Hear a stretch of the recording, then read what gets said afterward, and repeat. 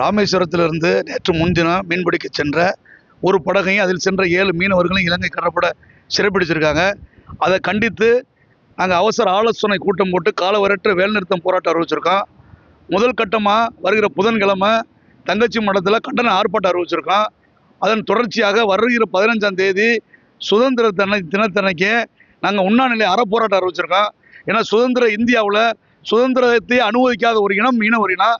ஆகையினால் அன்னைக்கு உண்ணாவிரதம் அறிவிச்சிருக்கோம். வர்ற 19ஆம் தேதி ரயில் மறியல் போராட்டம் அறிவிச்சிருக்கோம்.